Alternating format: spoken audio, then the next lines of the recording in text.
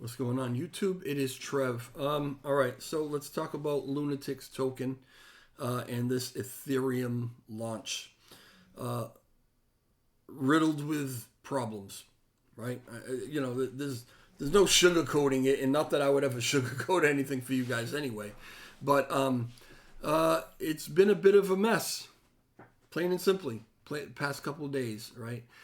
So let me tell you what's going on. I'll give you a brief little history. So. Lunatics Token decided that they were going to launch on the Ethereum network. They've been working on it for a while, and they did the pre-sale. The pre-sale went over very, very well. They did very well in the pre-sale, like 325 ETH worth or something like that, right? They were only looking for 50. And then it was time to launch. And they launched, and there was they wanted to give LUNC as a reward. But there was an issue that they found where they can't give LUNC as a reward. So even though the contract was written up that way, it wasn't going to work.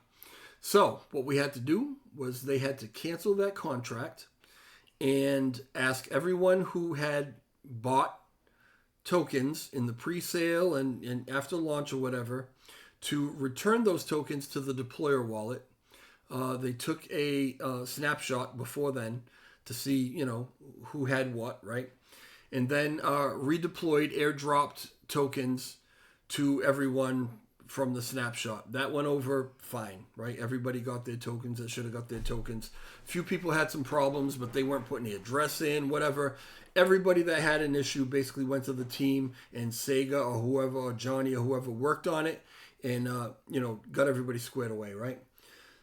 So when that happened, what they wanted to do is they wanted to get the new contract out ASAP.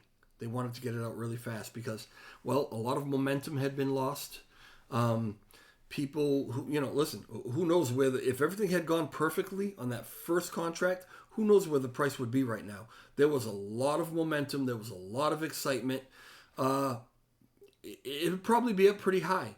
But that really took the wind out of the sails, that first one where they had to redo it, ask everybody to return the tokens, and then reissue the tokens. So they went with a company to do this contract that I believe is an approved company from Pink Sale. From what I understand, they're actually a well-known company in this field. They put the pedal to the metal and got a new contract written up and issued and deployed in like 24 hours, right? Record-breaking time. They decided to go with BTC, wrapped BTC Bitcoin, as the rewards. Okay, so here's the problem with that. Another problem happened because it was so rush. This company wrote the contract, and the company also audited their own contract. But again, they were under the gun, right? And they missed something. So they've been having an issue with the rewards. So as Cracovia and some of the other devs looked into what was going on, they discovered a pretty bad vulnerability in the contract. One that would allow a hacker, if they found it and they were halfway good hacker, they could have found it and they could have basically taken everybody's rewards, right? It was missed. It was simply missed by the company who did it. Was it a good idea to rush it? I understand why they wanted to rush it. They're trying to keep up with the momentum. They didn't want to lose that much momentum, and they also really just felt horrible for the people who had invested in them. They felt like, they were failing them, so they just wanted to get it. They wanted to zip this out and get it done ASAP, right, to make everybody happy. In doing that, hopefully some lessons were learned, because you don't have somebody write a contract and then have them audit themselves. And I guess doing all that in 24 hours was a bad idea too. So what's happening now? Well, new contract. Got to do it over again. Got to do it again, which means the same process, okay? Everyone is going to have to return their tokens to the deployer wallet. It sucks. It's a sucky situation to be in. Lessons learned, yeah, I'm sure a lot of lessons were learned. That doesn't make it any better a situation, okay? Momentum and steam, gone, right? The only thing that's going to be, any kind of catalyst is basically what the team is already developing, okay? So we're going to have to return our tokens once again to the deployer wallet. You're not having to do that right away. They're going to announce when that needs to be done by. They're going to announce when they're going to take another snapshot. And they'll do the snapshot first, then you'll return to the deployer wallet. And then they're going to have to reissue tokens all over again and kind of start over. This time, I don't believe they're going to try to rush it. Matter of fact, I don't even want to hear anything about a contract this weekend. It's Friday night for me. It depends on where you are in the world, but for me, it's Friday evening. I don't want to hear anything about a contract this weekend. That contract better take sometime next week, maybe. Let's see the contract, right? They're going to go over it with a fine-tooth comb this time. Probably not going to have the same company that writes the contract audit the contract, because that's just not a good idea, right? And I think that lesson was learned. So that's where we are, right? I don't sugarcoat stuff, and there's not a lot of good news here. A couple really bad screw ups, right? The fault of the team? No, not necessarily. In a way, by trying to rush out the second one, yeah, they have to accept some of the blame for this. The intentions were good, but I think, like I said, lesson learned. Better to be right than to be fast, right? Better to get everything right and to go smoothly and keep everything safe than to try to rush it out just for the benefit of, maybe not, losing a holder or two, right? So, I believe in these guys. I truly do. And I'm still sticking by them. I know that a lot of people may want to sell their tokens at this point, and that's fine, because and they know that too, and that's fine. Which is why they're taking their time about doing the snapshot, giving everyone an opportunity to make your decisions and do whatever it is you want to do. Because some people I know bought in just because of the hype, right? Bought in because it was a launch, a new launch. There was a lot of hype, a really strong community, and they were waiting for it to pump, and then they'd take their profits and they'd be gone. And that's fine. I mean, that's a method of trading, right? So if that's what you were here for, I don't think you're going to see that kind of pump, right? So make up your mind what it is that you want to do with those tokens. If you want to hold on to them and wait and maybe turn this into a longer term investment for you, or if you just want to, get out as soon as you can, whatever it is you want to do, that's up to you, right? I'm not here to tell you what to do. I'm not a financial advisor in any way, shape, or form. I'm just telling you that for me, I'll be honest, I'm going to take full advantage of this, right? Because it's bad news and it's happened twice, the price is going to go down.